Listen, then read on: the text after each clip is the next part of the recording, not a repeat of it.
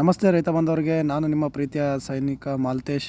ಹಾಗೆ ಇವತ್ತಿನ ವಿಡಿಯೋದಲ್ಲಿ ನಾವು ಮಾತಾಡ್ತಿರೋದು ಟ್ರ್ಯಾಕ್ಟರ್ ಬಂದುಬಿಟ್ಟು Mahindra Arjun DI ultra V1 MS ಗಾಡಿ ಬಗ್ಗೆ ಪೂರ್ತಿಯಾದ ಮಾಹಿತಿಯನ್ನು ಈ ವಿಡಿಯೋದಲ್ಲಿ ತಿಳಿಸ್ಕೊಡ್ತೀನಿ. ಟೋಟಲಾಗಿ ಈ ಗಾಡಿ ಒಳಗಡೆ ನಿಮಗೆ ತುಂಬ ವೆರೈಟಿ ಇದೆ. ನಾವು ಮಾತಾಡ್ತಾ ಇರೋದು ಮಹೀಂದ್ರಾ ಕಂಪನಿ, ಅದರೊಳಗೆ ಅರ್ಜುನ್ ಸೀರೀಸಲ್ಲಿ 605 ವರ್ಷನ್ನಲ್ಲಿ ಅಲ್ಟ್ರಾ 1 ಮತ್ತು ಅದರೊಳಗಡೆ V1 MS ಅಂತಂದರೆ ಮಲ್ಟಿ ಸ್ಪೀಡ್, DI ಅಂತಂದರೆ ಡೀಸೆಲ್ ಇಂಜೆಕ್ಷನ್ ಅಂತೇಳಿ. ಸೊ ಈ ಗಾಡಿ ಬಗ್ಗೆ ನಾವು ಇವತ್ತು ಮಾತಾಡ್ತಾ ಇರೋದು. ಅದರೊಳಗಡೆ 16 ಫಾರ್ವರ್ಡು ಮತ್ತು 4 ರಿವರ್ಸ್ ಗೇರ್ ಸಿಗುತ್ತೆ. ಟೋಟಲಾಗಿ 20 ಗೇರಿನ ಗಾಡಿ ಬಗ್ಗೆ ಇವತ್ತು ನಾವು ಈ ವಿಡಿಯೋದಲ್ಲಿ ನಿಮಗೆ ಪೂರ್ತಿಯಾದ ಮಾಹಿತಿನ ತಿಳಿಸ್ಕೊಡ್ತೀನಿ. ಈ ಗಾಡಿ ಬಂದುಬಿಟ್ಟು ಯಾರಿಗಪ್ಪ ಅಂತಂತಂದರೆ 50 HP ಒಳಗಡೆ ಹೆವಿ ಕೆಲಸ ಮಾಡ್ಬೇಕಂತ ಅನ್ಕೊಂತಿರಲ್ಲ, ಅವರಿಗೆ ಈ ಗಾಡಿ ತುಂಬ ಯೂಸ್ ಆಗುತ್ತೆ. ಇವಾಗ ತುಂಬ ಜನ ತಪ್ಪಿಳ್ಕೊಂಡಿರ್ತಾರೆ, ಈ ಗಾಡಿ ಬಂದುಬಿಟ್ಟು 58 HP, ನೀವು ನೋಡಿದ್ರೆ 50 HP ಅಂತ ಹೇಳ್ತಿದ್ದೀರಾ ಅಂತೇಳಿ. ನೋಡಿ, ಈ ಗಾಡಿ ಹೊಸ ಮಾಡಲ್ ಇದು. ನಾನು ಮುಂಚೆನೇ ಹೇಳಿದೆ 605 DI MS ಅಲ್ಟ್ರಾ V1 ಅಂತೇಳಿ. ಹಾಗಾಗಿ ಇದು 50 HP ಒಳಗಡೆ ಬರುತ್ತೆ. ಪೂರ್ತಿಯಾಗಿ ಈ ವಿಡಿಯೋ ನೋಡಿ ನಿಮಗೆ ಅರ್ಥ ಆಗುತ್ತೆ. ಇಂಜಿನ್ ಬಗ್ಗೆ ನೋಡೋದಾದರೆ ನೋಡ್ತಾ ಇರ್ಬೋದು, ಬಾನೆಟ್ ಬಂದುಬಿಟ್ಟು ಸಿಂಪಲ್ ಆಗಿ ಓಪನ್ ಮಾಡೋದು, ಹೈಡ್ರಾಲಿಕ್ ಸಿಸ್ಟಮ್ ಇಲ್ಲ. ಹಾಗೆ ಇದರೊಳಗಡೆ ನಿಮಗೆ ಡ್ರೈ ಟೈಪ್ ಏರ್ ಫಿಲ್ಟರ್ ಬರುತ್ತೆ. ಸೆನ್ಸರ್ ಕೂಡ ಇದೆ. ಇದೇನಾದರೂ ಬ್ಲಾಕ್ ಆದರೆ ನಿಮಗೆ ಸೆನ್ಸರಲ್ಲಿ ಗೊತ್ತಾಗುತ್ತೆ ಮೀಟ್ರಲ್ಲಿ. ಇದನ್ನ ಮತ್ತೆ ನೀವು ಕ್ಲೀನ್ ಮಾಡಿಬಿಟ್ಟು ಹಾಕ್ಬೋದು. ಈ ಗಾಡಿ ಒಂದು ಇಂಜಿನ್ ಬಗ್ಗೆ ನೋಡೋದಾದರೆ ನೋಡಿ, ಕರೆಕ್ಟಾಗಿ ಕೇಳಿಸ್ಕೊಳ್ಳಿ. ಈ ಗಾಡಿ ಕೇವಲ 48.7 HP ಗಾಡಿ ಆಗಿರುತ್ತೆ. ಹಾಗೆ 3561 cc ಇಂಜಿನ್ನ ಒಳಗೊಂಡಿದೆ. ಹಾಗೆ ಈ ಗಾಡಿ ಒಳಗಡೆ ನಿಮಗೆ 4 ಸಿಲಿಂಡರ್ ಬರುತ್ತೆ. ಹಾಗೆ ಈ ಗಾಡಿ RPM ಬಂದುಬಿಟ್ಟು 2100 RPM ಈ ಗಾಡಿ ಕೆಲಸ ಮಾಡುತ್ತೆ. ಹಾಗೆ ಟಾರ್ಕ್ ಬಂದುಬಿಟ್ಟು 214 Nm ಈ ಟಾರ್ಕನ್ನು ಅವಶ್ಯಕತೆ ಬಿದ್ದಾಗ ಪ್ರೊಡ್ಯೂಸ್ ಮಾಡುತ್ತೆ. ಈ ಗಾಡಿ ಒಳಗಡೆ ನಿಮಗೆ ಡಬಲ್ ಆ್ಯಕ್ಟಿಂಗ್ ಪವರ್ ಸ್ಟೇರಿಂಗ್ನ ಕೊಟ್ಟಿದ್ದಾರೆ. ನೋಡ್ತಾ ಇರ್ಬೋದು, 2 ಪಂಪ್ ನಿಮ್ಮ ಗಾಡಿ ಒಳಗಡೆ ಸಿಗುತ್ತೆ. ಸ್ವಲ್ಪ ಮೇಂಟೆನೆನ್ಸ್ ಕಾಸ್ಟ್ ಜಾಸ್ತಿ ಆಗುತ್ತೆ. ಹಾಗೆ ಈ ಗಾಡೀಲಿ ವಿಶೇಷತೆ ಏನಪ್ಪ ಅಂತಂದರೆ ನಿಮಗೆ ಅಡ್ಜಸ್ಟಬಲ್ ಫ್ರಂಟ್ ಆಕ್ಸಲ್ನ ಕೊಟ್ಟಿದ್ದಾರೆ. ನಿಮಗೆ ಲೈನಲ್ಲಿ ಯಾವಾಗಾದ್ರೂ ಹೊಲದಲ್ಲಿ ಹೊಡಿಬೇಕಾದ್ರೆ ಲೈನು ಒಳಗಡೆ ಆಗ್ತಿತ್ತು, ಗಾಲಿ ಟಚ್ ಆಗ್ತಿದೆ, ನೀವು ಅದನ್ನ ಅಗಲ ಮಾಡ್ಕೊಂಡು ಲೈನ್ ಹೆಂಗಿರುತ್ತೋ ಅಷ್ಟಕ್ಕೆ ಸೆಟ್ ಮಾಡ್ಕೋಬೋದು. ಅರ್ಜುನ್ ಗಾಡಿ ಸೀರೀಸ್ಗಳಲ್ಲಿ ತುಂಬ ಇಷ್ಟವಾದೇನಪ್ಪ ಅಂತಂದರೆ ಈ ಬಾಡಿ ಪ್ಯಾನಲ್. ಇದರಿಂದ ನಿಮ್ಮ ಇಂಜಿನ್ ಸುರಕ್ಷತೆ ಆಗಿರುತ್ತೆ. ಒಳಗಡೆ ಜಾಸ್ತಿ ಬಿಸಿಲು ಬೀಳಲ್ಲ, ನೀರು ಹೊಡೆಯಲ್ಲ, ಮಳೆ ನೀರುಗಳು. ಸೊ ಇಂಜಿನ್ ಸೇಫ್ ಆಗಿ. ಈ ಗಾಡಿ ಒಳಗಡೆ ಸೈಡ್ ಗೇರ್ ಗಾಡಿ ತೊಗೊಳೋದ್ರಿಂದ ನಿಮಗೆ ಈ ರೀತಿಯಾದ ಒಂದು ಖಾಲಿ ಪ್ಲಾಟ್ಫಾರ್ಮ್ ಸಿಗುತ್ತೆ.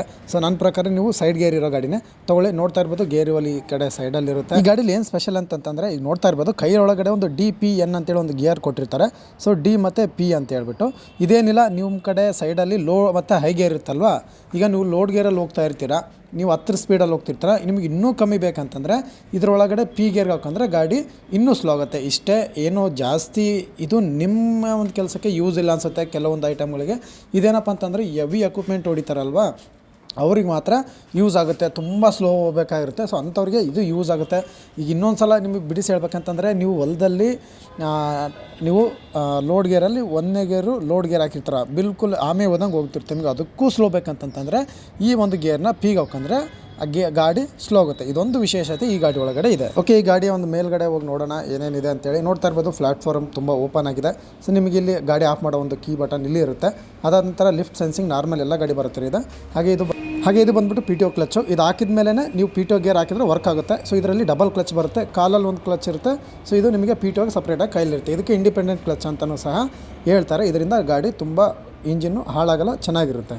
ಅದನ್ನ ಮುಂದೆ ಸರಿಸ್ಬಿಟ್ಟು ನೀವು ಕೆಳಗಡೆ ನಿಮ್ಮ ಒಂದು ರೂಟ್ ಗೇರ್ನ ಹಾಕೊಂಡ್ರೆ ಗಾಡಿ ಸ್ಟನ್. ಈ ಗಾಡಿ ಒಳಗಡೆ ಗೇರ್ ಸಿಸ್ಟಮ್ ಬಂದುಬಿಟ್ಟು FCM ಅಂತೇಳಿ ಮಹೇಂದ್ರದವ್ರದ್ದು ಒಂದು ಹೊಸ ಒಂದು ಗೇರ್ ಬಾಕ್ಸನ್ನು ಈ ಗಾಡಿ ಒಳಗಡೆ ಅಳವಡಿಸಿದ್ದಾರೆ. ಇದು ಫುಲ್ಲಿ ಸೈಡ್ ಶಿಫ್ಟೆಡ್ ಬರುತ್ತೆ. ನೋಡ್ತಾ ಇರ್ಬೋದು, ಸೈಡಲ್ಲೇ ಇದೆ. ಈ ಗಾಡಿ ಒಳಗಡೆ ನಿಮಗೆ ಆಲ್ ಇಂಡಸ್ಟ್ರಿ ಡಿಸ್ಕ್ ಬ್ರೇಕ್ ಸಿಗುತ್ತೆ. ಒಂದೊಂದು ಕಡೆ ಆಯಿಲ್ ಬ್ರೇಕ್ ಸಹ ಸಿಗುತ್ತೆ, ಆಪ್ಷನಲ್ಲಿ ಇರುತ್ತೆ. ಇದರಲ್ಲಿ ಸೆಂಟ್ರ್ ಗೇರ್ ಸಹ ಸಿಗುತ್ತೆ.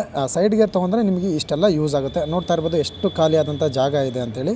ಹಾಗೆ ಈ ಗಾಡಿ ಒಳಗಡೆ ನಿಮಗೆ ಡಿಫ್ರೆನ್ಷಿಯಲ್ ಲಾಕ್ ಸಿಗುತ್ತೆ. ಇದರಿಂದ ತುಂಬ ಯೂಸ್ ಆಗುತ್ತೆ. ಗಾಡಿ ಸಿಗಾಕೊಂಡಾಗ ಇದನ್ನ ಪ್ರೆಸ್ ಮಾಡೋದ್ರಿಂದ ಎರಡೂ ಗಾಲಿ ಸಮವಾಗಿ ತಿರುಗುತ್ತೆ. ಯಾವುದು ಈಗ ಒಂದೊಂದು ಕಡೆ ನೋಡಿಬೋದು, ಸಿಗಾಕೊಂಡಾಗ ಒಂದೇ ಗಾಲಿ ತಿರುಗ್ತಿರುತ್ತಲ್ವ, ಆ ರೀತಿ ತಿರುಗಲ್ಲ. ಎರಡು ಒಂದೇ ಸಮವಾಗಿ ಆ ಪವರ್ನ ಪ್ರೊಡ್ಯೂಸ್ ಮಾಡುತ್ತೆ. ಮಹೀಂದ್ರದಲ್ಲಿ ಮುಂಚೆ ತುಂಬ ದೊಡ್ಡ ಸ್ಟೇರಿಂಗ್ ಕೊಡ್ತಿದ್ರು. ಈಗ ನೋಡ್ತಾ ಇರ್ಬೋದು, ಸಿಂಪಲ್ಲಾಗಿ ಕಾರ್ ಸ್ಟೇರಿಂಗ್ ಥರ ಚಿಕ್ಕದಾಗಿ ಕೊಟ್ಟಿದ್ದಾರೆ. ಸೊ ಡ್ರೈವಿಂಗ್ ಕಂಫರ್ಟಬಲ್ ಕೂಡ ಚೆನ್ನಾಗಿರುತ್ತೆ. ಫ್ರಂಟ್ ಏರ್ ಕಂಪ್ನಿ ಕಡೆಯಿಂದ 7.5 ಸಿಗುತ್ತೆ. ನಿಮಗೆ ಎಕ್ಸ್ಟ್ರಾ ಬೇರೆ ಆಪ್ಷನಲ್ ಆಗಿ 9.5 ಕೂಡ ನೀವು ಹಾಕ್ಸ್ಕೋಬೋದು ಕೆಲಸಕ್ಕೆ ತಕ್ಕನಾಗೆ. ಹಿಂದ್ಗಡೆ ಗಾಲಿ ನೋಡೋದಾದರೆ 16 ಸೈಜಿನ ಸಿಗುತ್ತೆ. ಆಲ್ಮೋಸ್ಟ್ ನಮ್ಮ ಕರ್ನಾಟಕದಲ್ಲಿ ಮೈಲೇಜ್ಗೋಸ್ಕರ 14 ಹಾಕಿರ್ತಾರೆ. ಆಪ್ಷನಲ್ಲ ನೀವು ತೊಗೋಬೋದು, ನಿಮ್ಮ ಕೆಲಸದ ಮೇಲೆ ಡಿಪೆಂಡ್ ಆಗಿರುತ್ತೆ ಏನು ಯೂಸ್ ಮಾಡ್ತಾರೆ ಅಂತೇಳಿ. ಈ ಗಾಡಿ ಒಂದು ಲಿಫ್ಟಿಂಗ್ಸ್ ಕೆಪಾಸಿಟಿ ನೋಡೋದಾದರೆ 2200 kg ಲಿಫ್ಟಿಂಗ್ ಕೆಪಾಸಿಟಿ ಇದೆ. ಆರಾಮಾಗಿ ನೀವು ಡಬಲ್ ಫ್ಲೋ ರೆಂಟನ್ನು ಎತ್ತಬೋದು. ಹಾಗೆ ಇದರಲ್ಲಿ ನಿಮಗೆ ADTC ಸಿಸ್ಟಮ್ನ ಅಳವಡಿಸಿದ್ದಾರೆ.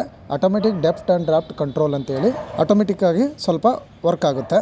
ಇದರೊಳಗಡೆ ನಿಮಗೆ 540 RPMನ ಒಂದು PTO ಸಿಗುತ್ತೆ, ಡ್ಯೂಯಲ್ ಆಗಿ, ಸ್ಟ್ಯಾಂಡರ್ಡ್ ಮತ್ತು ನಾರ್ಮಲ್ ಆಗಿ.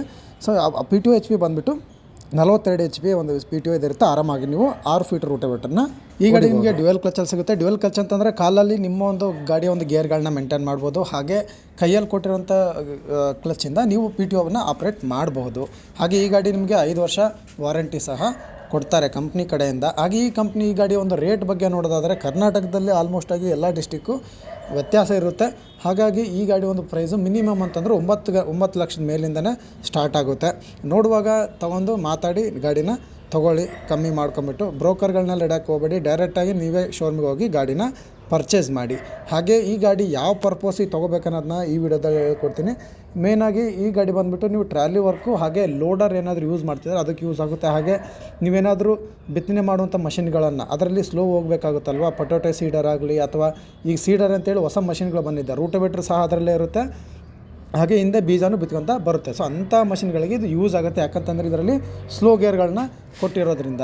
ನಮಸ್ತೆ, ಮುಂದಿನ ವಿಡಿಯೋದಲ್ಲಿ ಸಿಗೋಣ. ನಿಮಗೆ ಯಾವುದಾದ್ರೂ ಟ್ರ್ಯಾಕ್ಟರ್ ಬಗ್ಗೆ ಡೌಟ್ ಇದ್ದರೆ ಹಾಗೆ ಯಾವುದಾದ್ರೂ ಟ್ರ್ಯಾಕ್ಟರ್ ಬಗ್ಗೆ ಇನ್ಫಾರ್ಮೇಷನ್ ಬೇಕಿದ್ದರೆ ಕಮೆಂಟಲ್ಲಿ ತಿಳಿಸಿರಿ. ನೆಕ್ಸ್ಟ್ ಟೈಮ್ ಸಿಕ್ಕಾಗ ಆ ಗಾಡಿಯ ಬಗ್ಗೆ ಒಂದು ವೀಡಿಯೋನ ಮಾಡೋಣ. ಜೈ ಹಿಂದ್, ನಮಸ್ತೆ, ಜೈ ಕಿಸಾನ್, ಜೈ ಜವಾನ್.